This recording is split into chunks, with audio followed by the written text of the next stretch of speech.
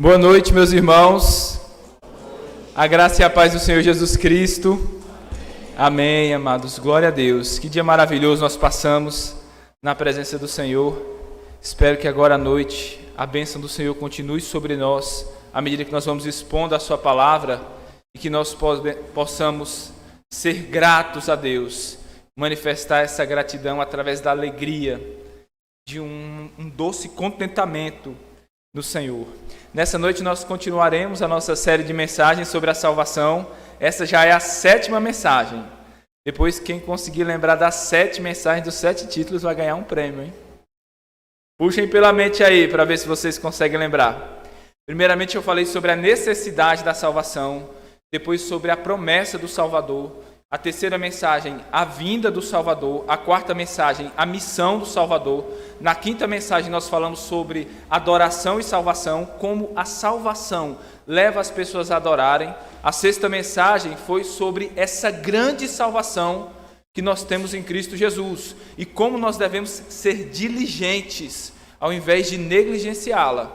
E hoje nós vamos para a 7ª mensagem, cujo título é Deus é a nossa salvação. Nós vamos fazer essas 7 mensagens sobre aspectos gerais da salvação.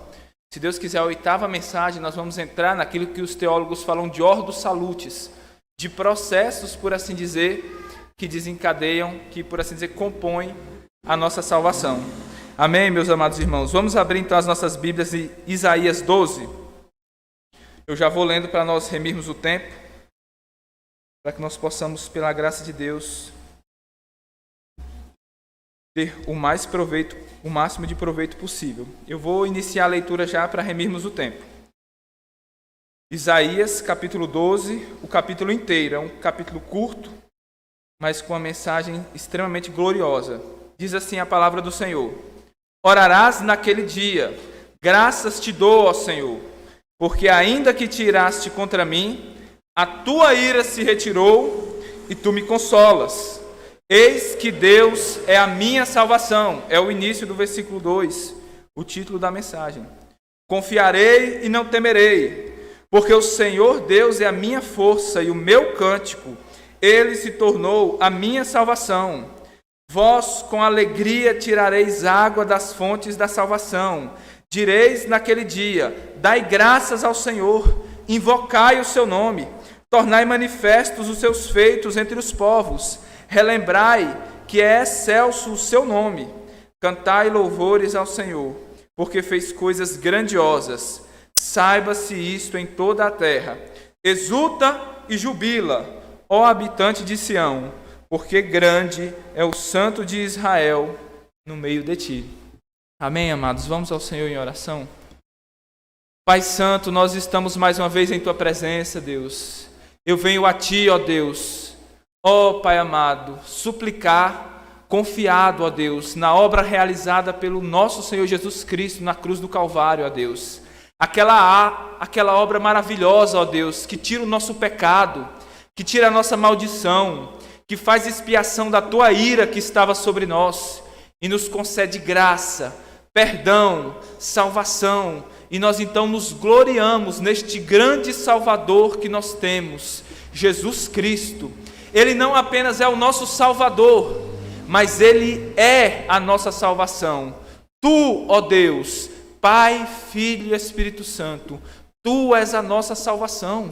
Ó Deus, por isso nós nos alegramos em Ti, nós nos regozijamos na Tua pessoa, em tudo que Tu és para nós, em tudo que Tu tens feito para nós. Ó Senhor, Tu tens sido, ó Deus, o nosso refúgio de geração em geração. Por isso nós nos gloriamos em Ti, nós Te louvamos, ó Deus, na beleza da Tua santidade, nós nos deleitamos em Tua presença, ó Pai.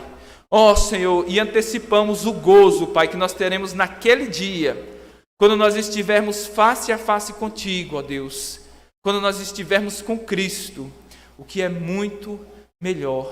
Senhor, dá-nos nessa noite, ó Deus, uma porção, ó Senhor, transbordante da Tua alegria, da alegria que o Senhor concede àqueles que são salvos, a alegria de ser perdoado, a alegria de ser justificado, a alegria de ser santificado, a alegria daqueles que têm a certeza de que serão glorificados, pois eles sabem que o próprio Deus é a sua salvação, e nisso eles se gloriam de todo o coração. Ó Deus, estes somos nós. Renova, ó Deus, em nós a alegria da salvação. Dá-nos esperança, Pai. Ó Senhor, que nós possamos viver toda a nossa vida, ó Deus, olhando para o nosso Salvador Jesus Cristo, a nossa salvação. Amém. Amém, meus irmãos.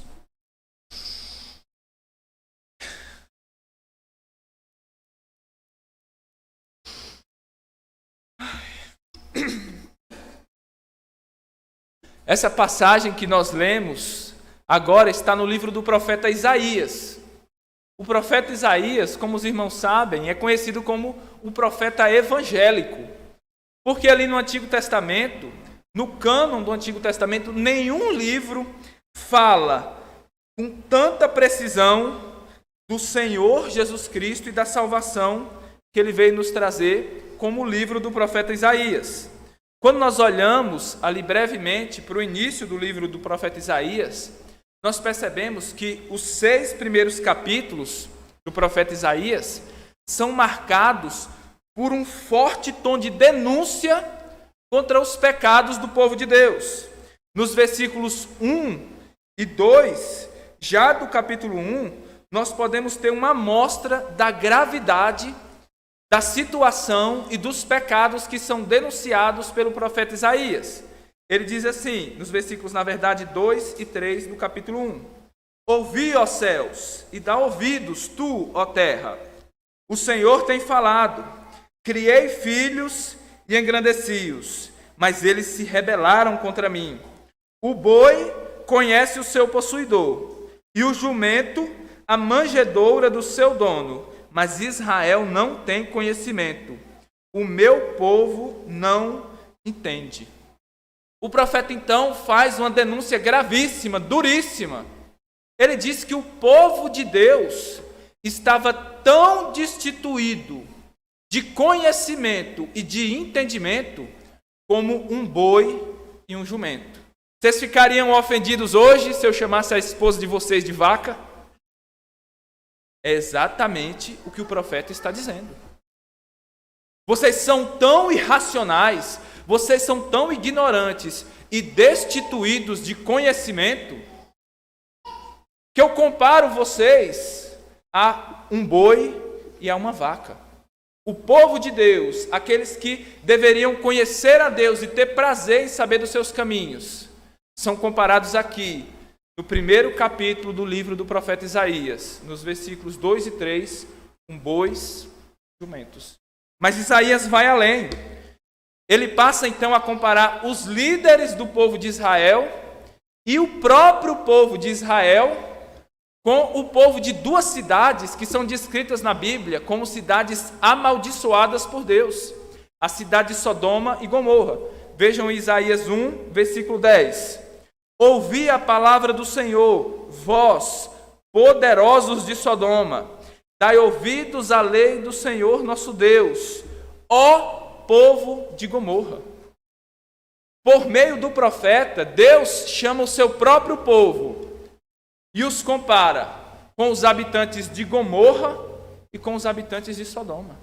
O povo de Deus, o povo que deveria ter conhecimento de Deus, que deveria ser obediente à lei de Deus, eles são comparados ao povo de Sodoma e ao povo de Gomorra. Isso nos dá um vislumbre de como estava a situação daquele povo e quem era o público para quem Isaías estava profetizando, para quem ele dirigiu a sua mensagem. No capítulo 6, então, quando nós vemos ali que Isaías tem aquela visão do Senhor assentado sobre um alto e sublime trono, sendo adorado por querubins por causa da sua santidade relativa. Então, o texto diz que Isaías é comissionado, mas com uma mensagem duríssima. Como lemos nos versículos 8, 9 e 10 do capítulo 6 de Isaías. Diz assim: depois disso ouvi a voz do Senhor que dizia: a quem enviarei? E quem há de ir por nós? Então disse eu: eis-me aqui, envia-me a mim. O profeta dispõe-se, coloca-se à disposição de Deus, atende ao chamado e diz: envia-me a mim. Mas veja o que Deus diz a ele nos versículos 9 e 10. Então disse ele, Deus diz a Isaías: vai e dize a este povo: ouvis de fato e não entendeis, e vedes em verdade, mas não percebereis. Engorda o coração deste povo, e faze-lhe pesados os ouvidos, e fecha-lhes os olhos, para que não veja com seus olhos, e não ouça com seus ouvidos, nem entenda com o seu coração, e nem se converta e seja sarado. A mensagem então que Isaías recebe do Senhor para ser proclamada ao povo é uma mensagem duríssima, tão dura quanto o coração daquele povo. Percebam, essa mensagem é uma mensagem de juízo e condenação. Deus diz: Isaías, eu vou te enviar. Você disse que queria ser enviado, eu vou te enviar. Mas você vai pregar e eu vou endurecer o coração do povo para eles não ouvirem.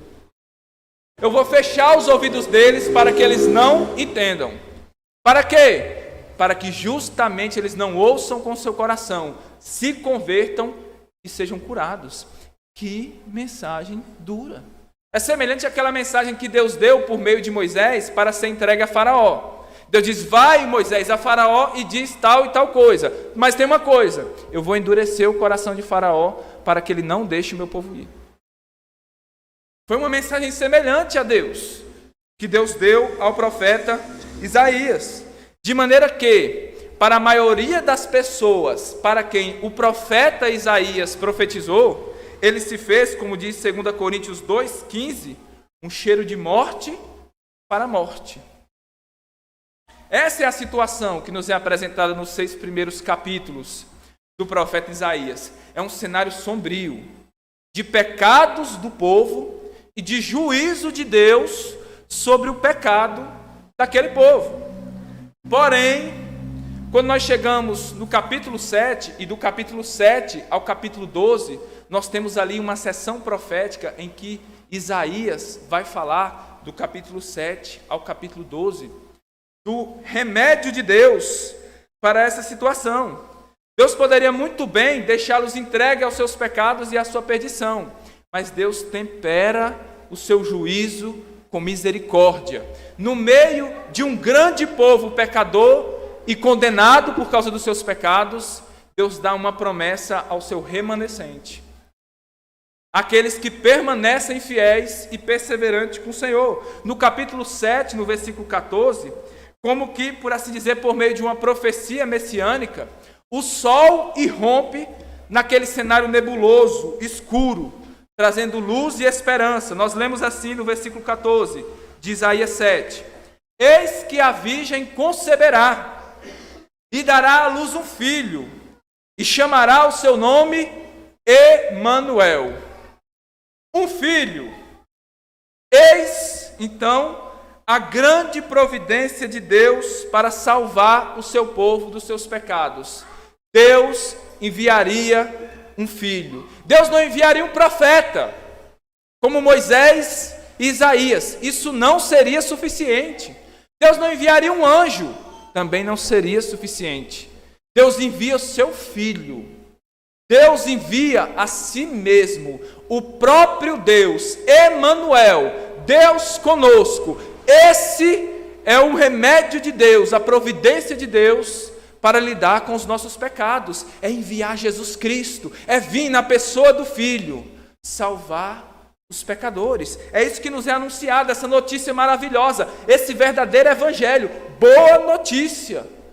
Deus enviaria o seu Filho, e esse Filho seria Emanuel, Deus conosco. Quando nós vamos então avançando no livro do profeta, no capítulo 9, no versículo 6, Isaías profetiza que esse menino que nasceria, esse filho que seria dado, esse grande rei que viria, teria como nome Maravilhoso, Conselheiro, Deus Forte, Pai da Eternidade, Príncipe da Paz. No capítulo 11, Isaías começa já profetizando e dando várias características do Messias. Ele diz que ele seria da descendência de Jessé, que ele seria cheio do Espírito de Yahvé, que ele reinaria com justiça e que a ele os gentios viriam. Então nós chegamos ao capítulo 12. O capítulo inteiro é um grande cântico de salvação. Depois de falar sobre o Messias, ele mostra agora qual seria o resultado que esse Messias traria: salvação. E como essa salvação se manifestaria em oração, alegria, gratidão. E é sobre o capítulo 12 do profeta Isaías que nós vamos nos demorar mais nesta noite. E eu espero, é o meu desejo ardente, que à medida que nós vamos expondo esse capítulo, que os irmãos vão se deleitando, que tenham esse texto não como uma profecia para tempos distantes ou para um passado longínquo, mas apossem-se dessa salvação, porque Deus é a vossa salvação. Em Cristo Jesus, essa palavra se aplica completamente a vocês. Então apossem-se dessa salvação, tomem posse da vida eterna em Cristo Jesus e se deleitem nela, à medida que pela graça de Deus nós vamos ouvindo a sua palavra. Depois de falar sobre a condição pecaminosa do povo e da providência de Deus para os pecados deles, ou seja, a promessa da vinda de um Salvador e da salvação que ele traria, Isaías, então, de maneira profética, ele passa a apresentar a bem-aventurada salvação daqueles que creriam na palavra de Deus e que depositariam toda a sua confiança e esperança na vinda desse Salvador prometido. A partir de agora, então, quero expor esse capítulo 12 em duas partes e terminar com a aplicação. A primeira parte vai do versículo 1 ao versículo 2, onde nós vamos falar sobre a oração de gratidão, que é a oração do salvo. Depois dos versículos 3 ao versículo 6, nós vamos falar sobre as atitudes de gratidão. Quais são as atitudes que caracterizam esse salvo, esse que recebeu, então, a grande salvação do Senhor. Vamos então fazer a leitura dos versículos 1 e 2.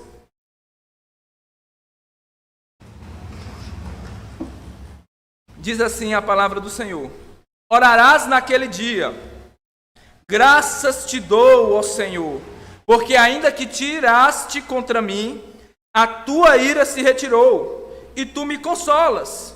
Eis que Deus é a minha salvação. Confiarei e não temerei, porque o Senhor Deus é a minha força e o meu cântico. Ele se tornou a minha salvação. Eu quero expor esses dois versículos em 6 observações. A primeira observação é que a oração é o resultado da salvação. É o que diz a parte A do primeiro versículo. Orarás naquele dia. A salvação, meus irmãos, leva as pessoas a orarem. Antes de sermos salvos, nós somos tão mudos para com Deus como um peixe. Não se ouve palavra de oração na boca daquele que não é salvo. Porém, quando nós vemos que uma pessoa começou a orar verdadeiramente, nós vemos que é naquele exato momento que Deus começou uma obra de salvação na vida dela. Pois diz a palavra de Deus: todo aquele que invocar o nome do Senhor, que orar a Deus clamando por salvação, esse verdadeiramente é salvo. Então, meus irmãos, o primeiro ponto é: a salvação leva as pessoas a orarem. Em seguida, na parte B, nós lemos o seguinte, do versículo 1: graças te dou, ó Senhor.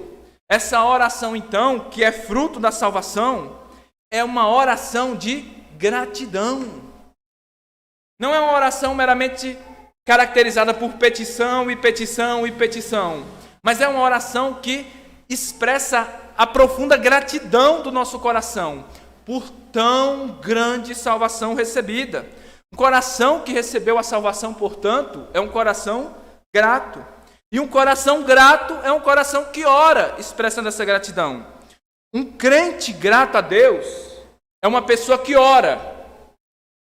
Um crente ingrato a Deus é uma pessoa que murmura.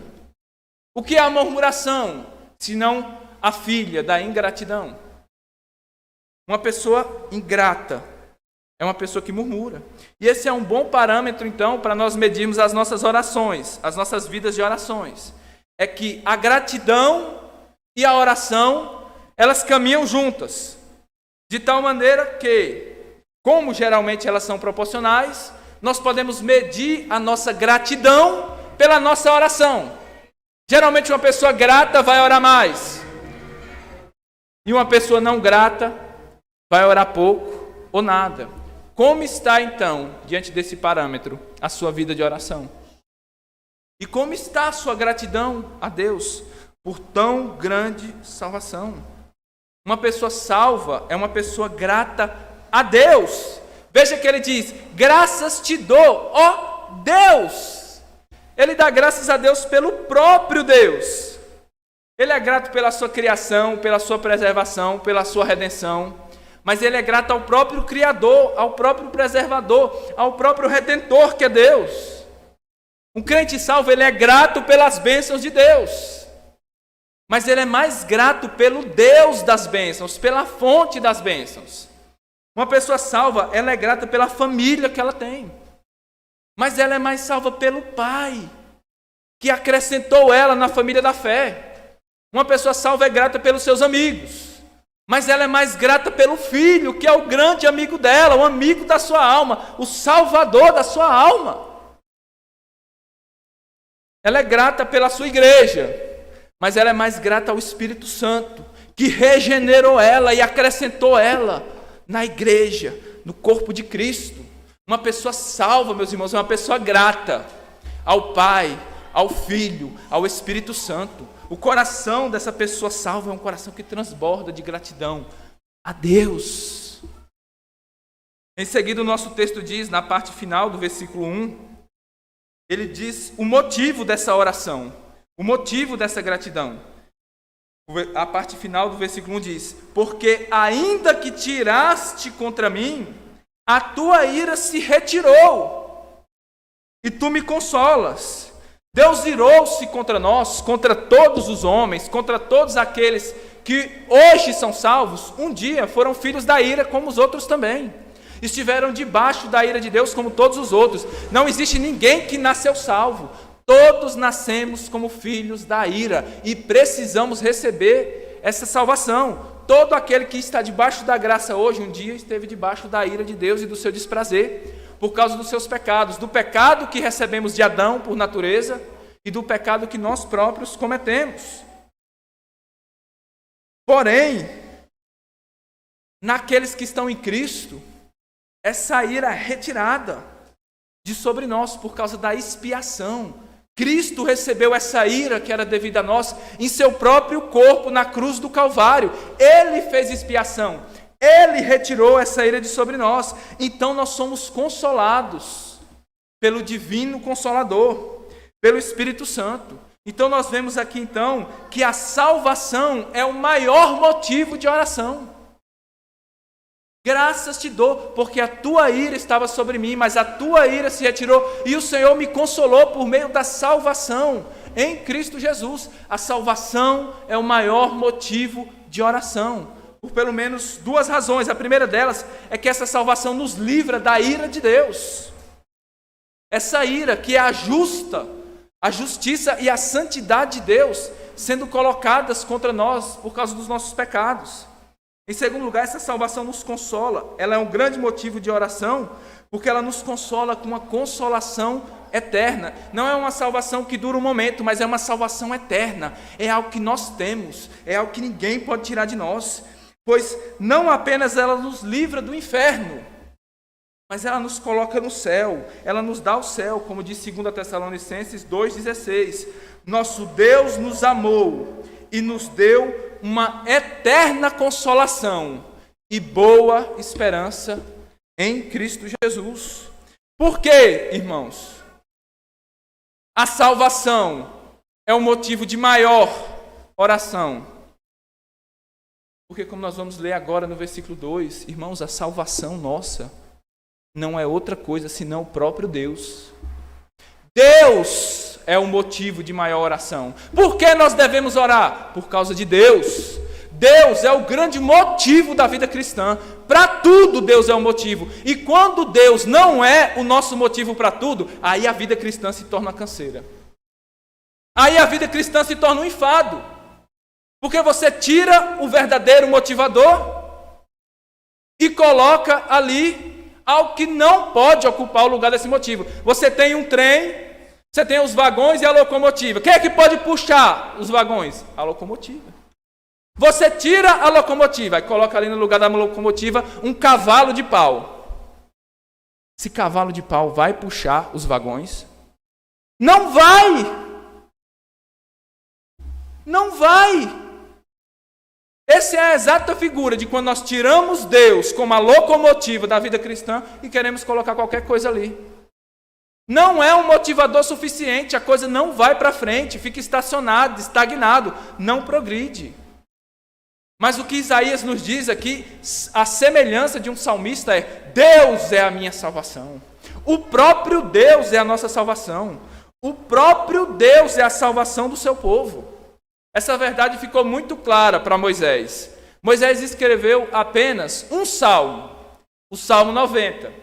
E ele começa o Salmo 90 com a seguinte declaração: Senhor, Tu tens sido o nosso refúgio de geração em geração. Moisés, como vocês sabem, foi o grande líder do povo de Deus, conduzindo aquela grande nação pelo deserto.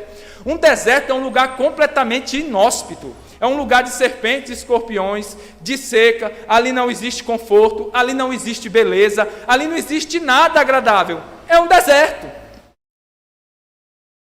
Não fora apenas essa situação desfavorável, Moisés viu ali muitas pessoas sendo mortas naquele deserto por causa da sua incredulidade.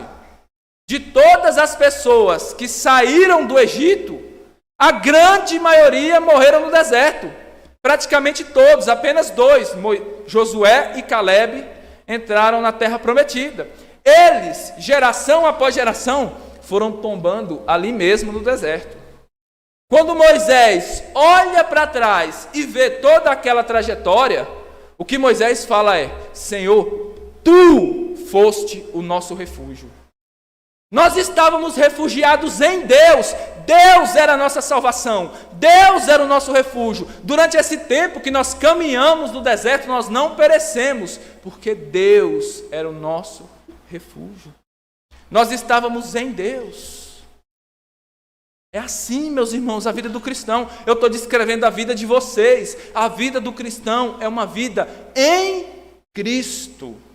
Ele é o nosso refúgio. Você vai sair do mundo e do pecado, e você vai entrar na glória e na salvação, na Canaã celestial. Por quê? Porque Deus é a sua salvação. Porque Deus é o seu refúgio. Porque Ele é que opera em vocês, tanto querer como efetuar. Ele nos toma nos braços. Ele nos leva quando nós estamos feridos, quando nós estamos abandonados, quando nós estamos totalmente sem forças e caídos. Ele é o nosso refúgio. De maneira que não ficaremos prostrados, porque Deus é o nosso refúgio. Ele é a nossa salvação. Portanto, seremos salvos e de maneira nenhuma nos perderemos. Depois de sermos salvos em Deus, por Deus, qual deve ser a nossa atitude? Confiar nele ainda mais. Veja o que está escrito em seguida: confiarei e não temerei. Depois que nós somos salvos, o Senhor enche o nosso coração com tanta alegria e nos dá uma paz tão inabalável que nós pensamos assim: nunca mais eu vou ver tristeza na minha vida. Nunca mais eu vou conhecer o significado da palavra medo, receio, temor, porque Deus é o meu refúgio, Ele é a minha salvação, eu estou seguro em Cristo. Mas com o tempo, meus irmãos, nós voltamos a cair nos pecados antigos, aparecem tentações novas, aflições e problemas vêm sobre nós, doenças e problemas financeiros, frustrações, traições na igreja e em várias áreas da nossa vida. Nesse momento, quando nós nos vemos cercados por tribulações, quando nós nos vemos cercados de angústias, quando parece que nós vamos perecer, o Espírito Santo vem sobre nós e nos leva a clamar: confiarei e não temerei. Qual a necessidade daquele que já confiou em Cristo? confiar de novo. Permanecer confiando e não temendo. Por quê? Porque Deus é a nossa salvação. O que você teme? Será que é maior do que Deus? Não, meus irmãos. O Deus que é a nossa confiança nos livra de todo temor. Depois de passar da alegria da salvação, nós começamos depois a viver uma vida xoxa, cabisbaixa, sem animação, sem fervor, sem motivação, sem alegria da salvação. O que nós precisamos? Confiar em Deus e não temer, pois Ele é a nossa salvação. Ele é aquele que nos renova como a águia. As suas misericórdias estão sobre nós a cada manhã. O que devemos fazer? Confiar e não temer. Ele é o nosso Deus. Ele cuidará de nós. Ele é o nosso Salvador. E o resultado dessa confiança? No versículo 12 nós lemos: porque o Senhor Deus é a minha força e o meu cântico. Ele se tornou a minha salvação. Ele já era a salvação. Mas muitas vezes nós como que esquecemos. Ele tem que nos lembrar de que Ele continuamente é a nossa salvação. Nós confiamos em Deus porque Ele se revelou primeiramente a nós. E depois nós devemos confiar ainda mais nele. Por quê? Porque Ele já é nosso Deus. Deveremos perseverar em confiança. Porque Ele é a nossa força e o nosso cântico. Ele se tornou a minha salvação. O fim da nossa confiança em Deus é a nossa salvação por Ele. Como está descrito também na primeira epístola de Pedro, no capítulo 1 e no versículo 9. Alcançando o fim da vossa fé, a salvação das vossas almas. Essa foi a parte 1, meus irmãos. Vamos para a parte 3, cujo título é a ação de graças a Deus, a vida do salvo.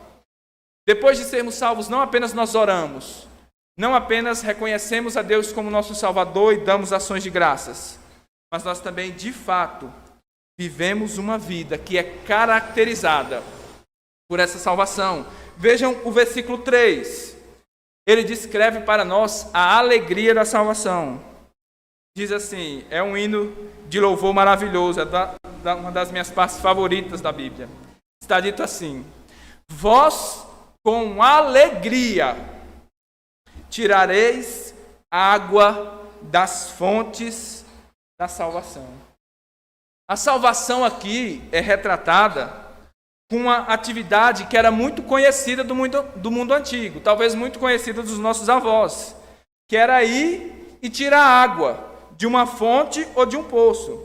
Geralmente não é preciso muita habilidade para você tirar água de uma fonte. Não é preciso muito esforço e nem é preciso pagar. É só ir lá e tirar.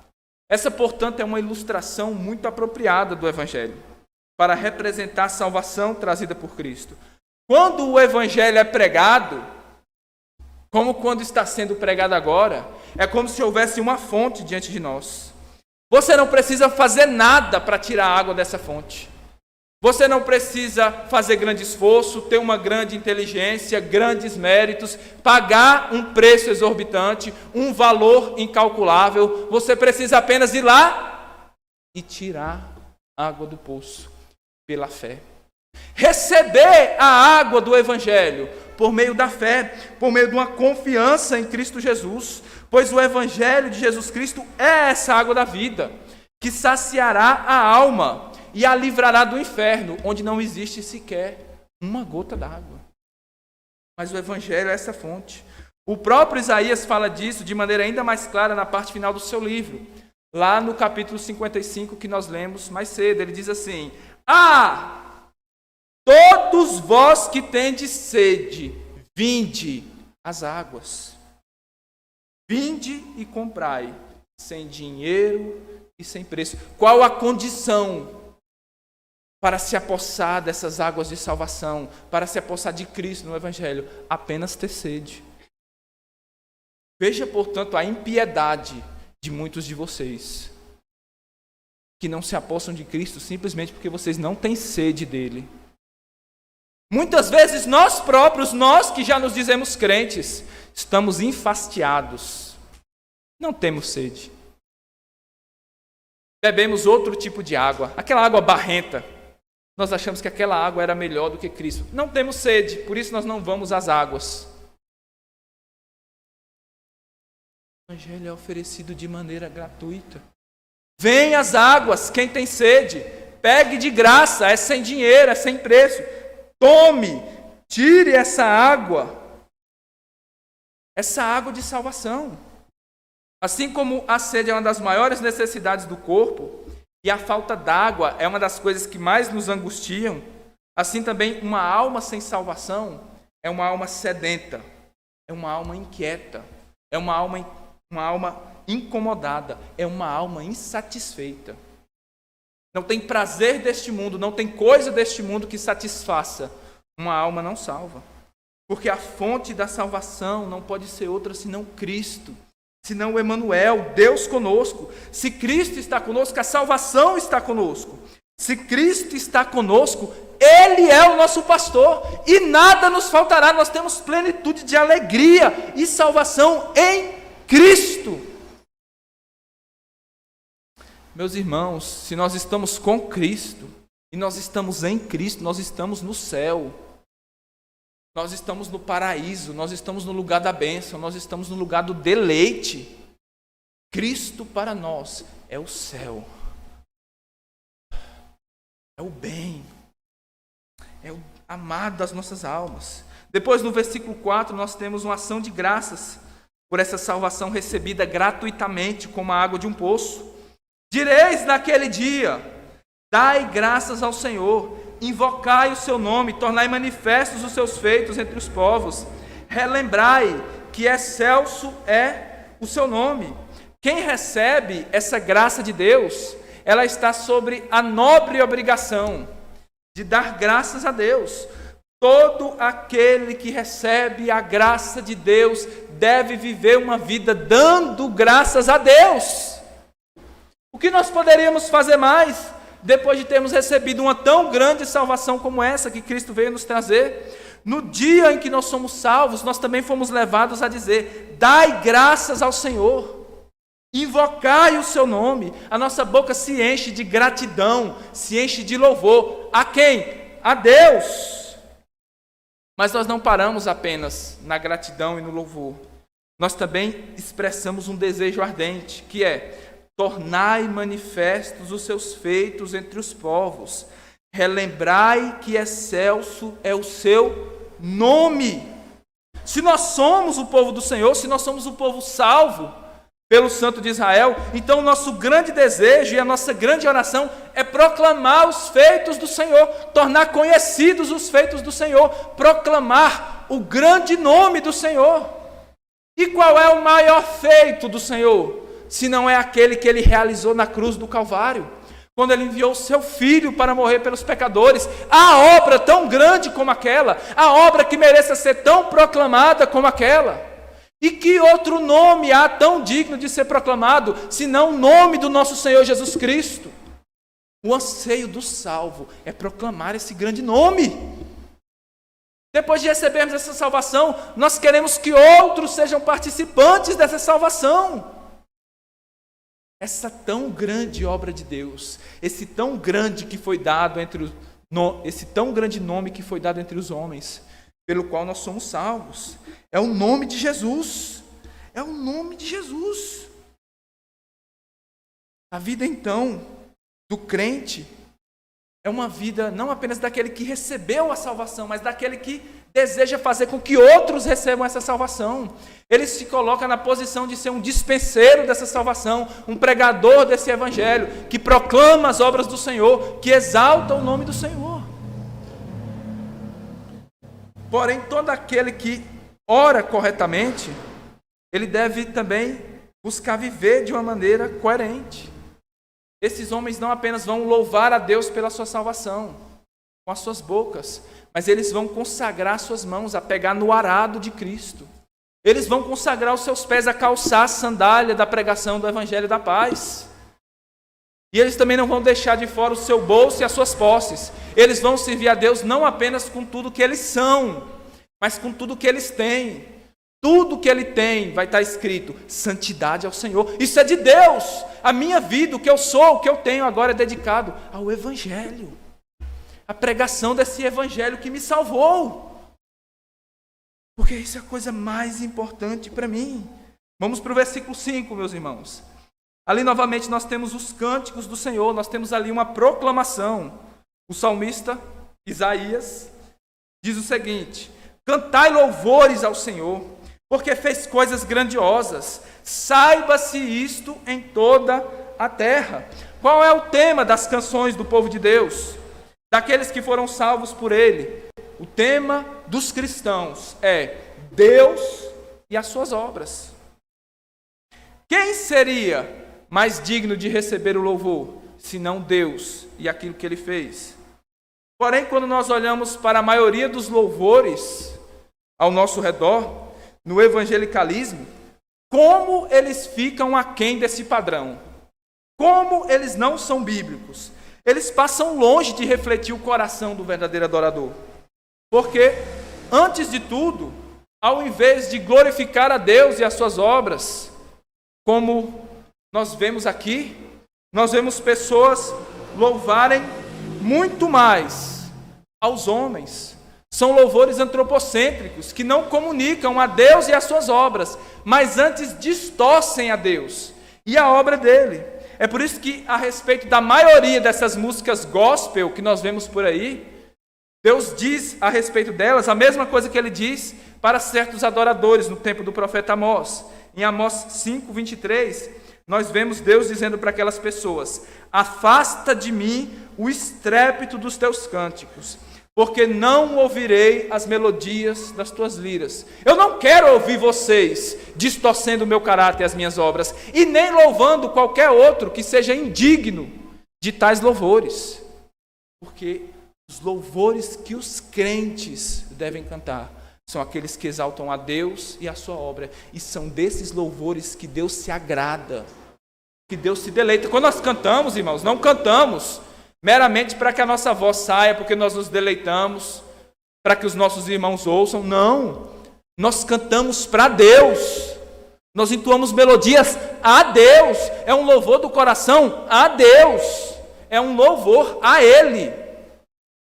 Nós falamos dele e falamos das suas obras, exaltando a sua pessoa e a sua majestade. Depois nós temos ainda o versículo 6.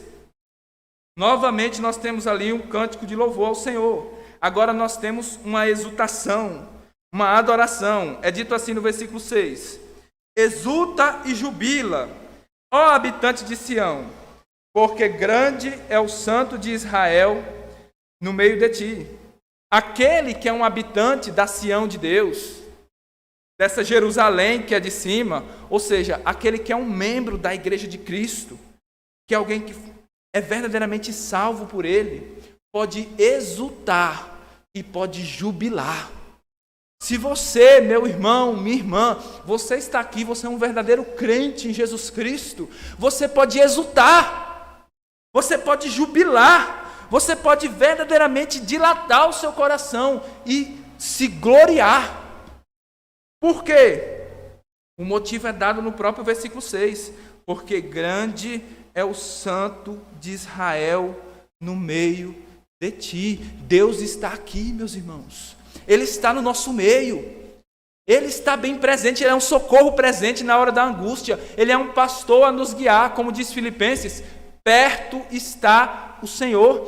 Todas as horas que nós o invocamos, Ele está perto de nós. Ele está junto de nós. Ele habita em nosso meio. Esse é o motivo da nossa alegria. Nós somos o povo no meio do qual Deus habita. Essa frase do profeta Isaías é muito parecida com a frase que é dita lá por outro profeta, pelo profeta Sofonias. No capítulo 3, no versículo 17 do seu livro, o profeta Sofonias diz o seguinte, prestem atenção, meus irmãos, nós vamos acabar a exposição e já entramos na aplicação. O Senhor teu Deus está no meio de ti, poderoso para salvar-te. Ele está em nosso meio. Nada pode nos abalar, mas a situação política e econômica, o A, o B e o C, nada pode tirar nossa alegria e o nosso regozijo, porque Deus está em nosso meio. Ele não é inerte, não é uma pedra, não é uma estátua de madeira, Ele é poderoso para salvar, Ele está ativo em nosso meio. Mas veja o que Sofonias continua dizendo, depois de dizer que Deus está em nosso meio para nos salvar. Veja isso, meus irmãos, veja o coração de Deus em nosso meio. E Ele se deleitará em ti com alegria. Renovar-te-á no seu amor. Regozijar-se-á em ti com júbilo. Isaías diz que nós temos que exultar, jubilar, nos alegrar. Por quê? Porque Deus está em nosso meio. Sofonias diz, sim, Deus está em seu meio, poderoso para salvar. E ele segue dizendo, enquanto vocês se alegram nele, ele se alegra em você. Tem coisas na Bíblia que são quase inacreditáveis. Se não tivesse escrito, nós ficaríamos com dúvida se alguém nos dissesse uma coisa dessa. A figura é como se fosse um casamento. A esposa olha para o marido, recém-casados, na lua de mel, e fala, você é o meu amor. Que prazer eu tenho em você.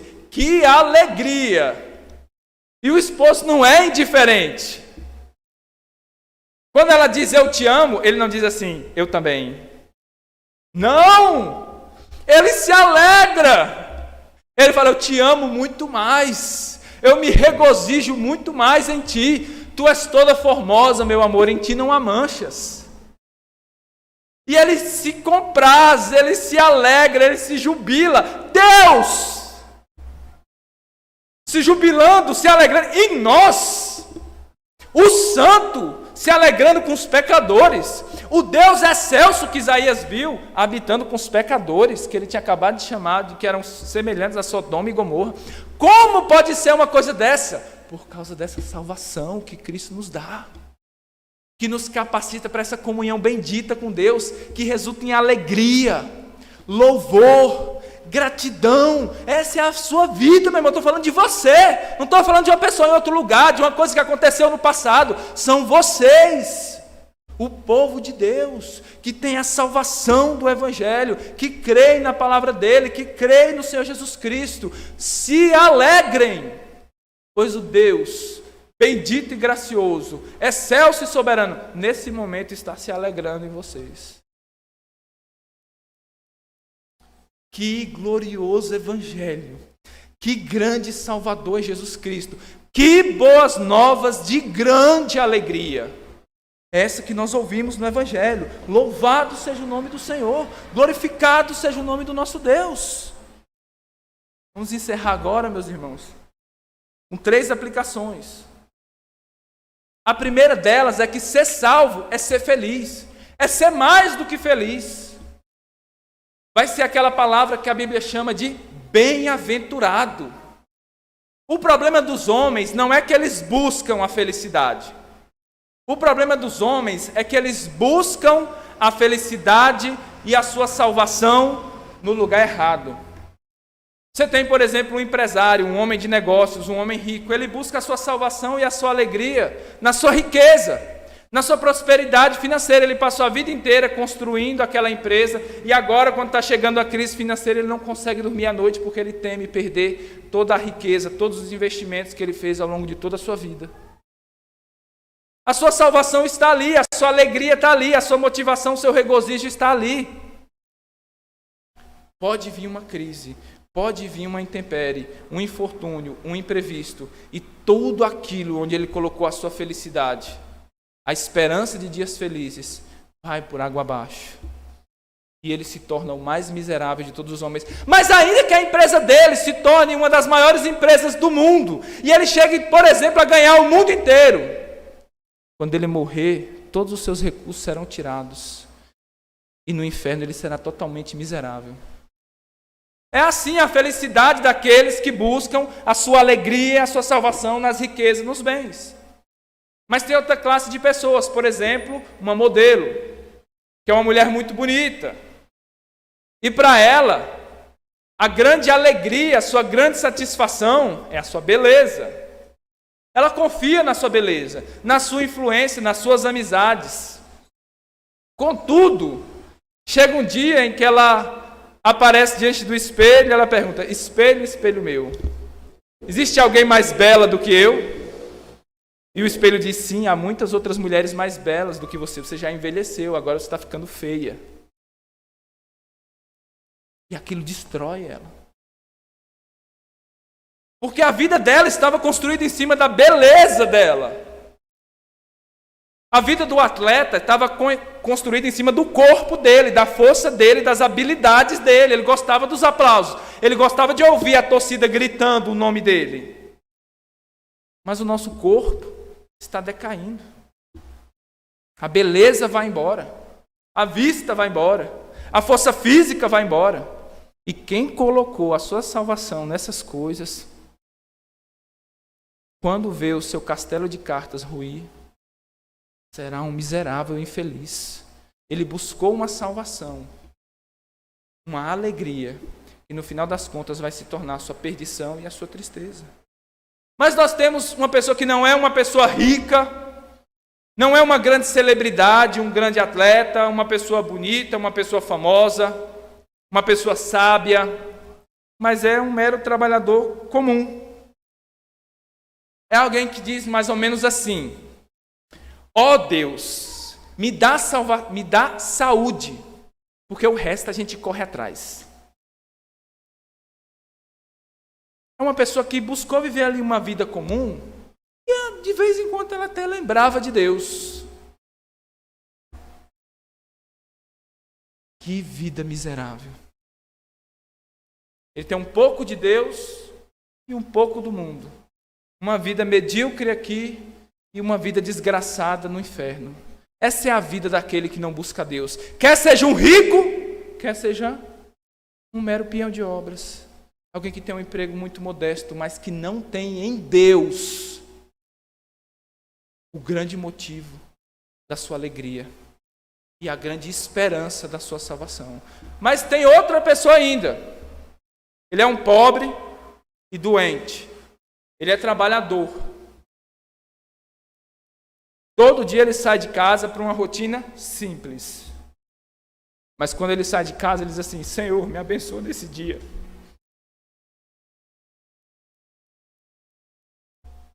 Eu entrego a minha vida nas tuas mãos. Cuida de mim durante esse dia. Ele ganha pouco e chega em casa cansado. Ele fala: graças a Deus, esposo, estou aqui. O Senhor me levou e me trouxe em paz. Vou tomar banho, chama as crianças para a sala, vamos fazer um culto doméstico. Vamos agradecer a Deus por essa tão grande salvação que Ele nos dá. Pelo trabalho, pela saúde, por todas as suas bênçãos em nossa vida. Eis o retrato da pessoa feliz. A pessoa simples, comum, mas é o mais feliz que existe debaixo desse sol. É a pessoa que recebe graça nessa vida e que recebe glória no porvir. Por quê? Porque a sua alegria está em Cristo. Porque a sua esperança de salvação está em Cristo. Sejam assim vocês, meus irmãos, a despeito da sua simplicidade e todos os problemas que vocês passam. Se Cristo é a sua alegria, você é feliz. Se nele está depositada a esperança de salvação, você não será envergonhado. Você será salvo. Cristo é a fonte da nossa salvação, essa é a segunda aplicação. Mas essa fonte, a água dela vem até nós por meio dos meios de graça que Ele estabeleceu. Nós obtemos mais de Cristo, não de maneira romântica em nossa casa, meditando, devaneando, ou com os braços cruzados, mas usando os meios que Ele prescreveu para nós. E nós tiramos essas águas dessa fonte com alegria, por meio das coisas que Ele nos deu. A salvação opera em nós uma grande transformação. Antes, nós não desejávamos nenhuma comunhão com Cristo. Nós não desejávamos a Cristo, não tínhamos sede dEle, não íamos às fontes. Mas agora que nós temos sido salvos com tão grande salvação, nós temos alegria de ir a essas fontes, de usar os meios que Ele prescreveu, pois nós sabemos que por meio disso nós obteremos mais de Cristo. A Bíblia, por exemplo, antes de sermos salvos, ninguém de nós gostava de ler a Bíblia. Você começava um capítulo, você já virava a página para ver se o capítulo ia terminar logo. Dava sono, era enfadonho. Você não via graça. Mas agora isso aqui se tornou uma fonte de água viva, onde você tira mais de Cristo. A oração. Você nunca teve prazer na oração. Às vezes você achava que estava louco quando via as pessoas orando. Aquela pessoa está orando de si para si. Tem Deus ouvindo. Se tem um Deus, é como se fosse uma força impessoal do universo. Talvez no momento de aflição terrível, você tentando de tudo, não viu o que fazer mais, talvez você pronunciou uma palavra de oração, que você talvez ouviu em algum lugar, aprendeu com um amigo, com um familiar. Mas a salvação nos dá prazer na oração. Não é algo forçado, não é algo legalista. É como que a respiração da alma, nós sentimos prazer e nós vamos lá continuamente, porque por meio da oração, nós temos mais comunhão com Cristo. Não é uma coisa forçada. Você não vai lá para obter bênçãos. Você não vai lá para obter um poder espiritual para que você possa então se exibir como um homem de Deus. Você vai lá pelo mesmo motivo que uma mulher vai até o berço para encontrar o filho. É nisso que ela tem grande prazer. A oração para o crente é isso, uma fonte, onde ele tira as águas da salvação, onde ele bebe de Cristo. A casa de oração, então.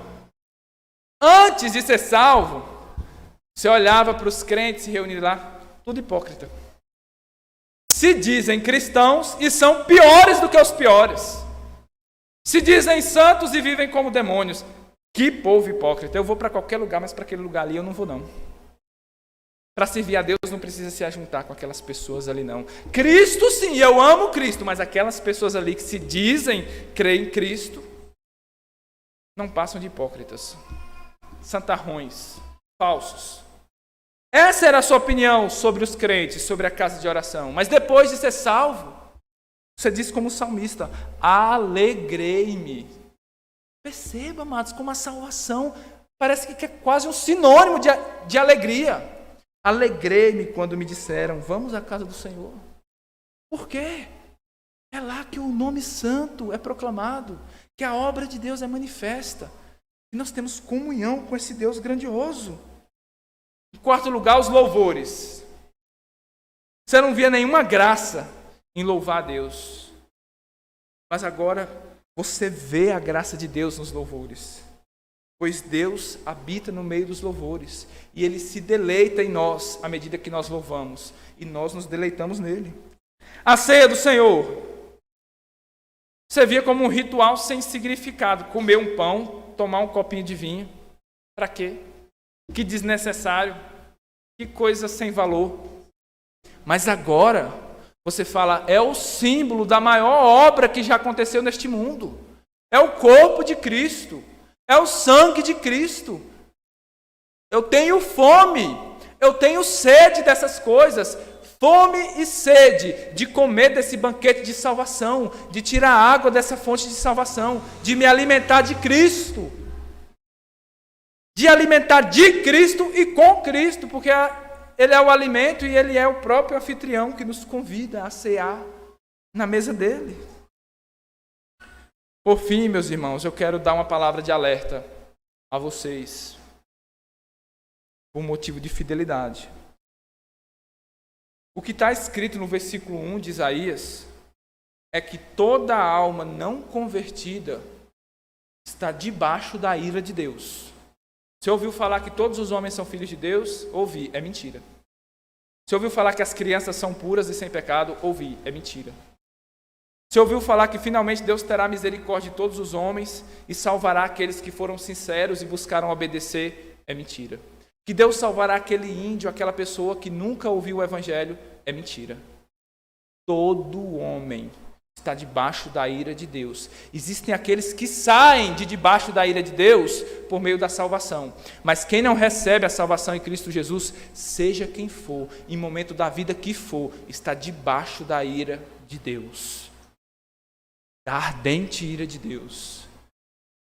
Será que eu posso mandar uma pessoa dessa se alegrar? Será que tem motivo para uma pessoa dessa se alegrar em alguma coisa? Como? Se uma bola de fogo da ira de Deus está em cima dela, Se ela caminha sobre o inferno, que pode a qualquer momento abrir a sua boca e tragá-la, e se não tragou até agora você, que não tem crido em Cristo, é por mera misericórdia e compaixão de Deus.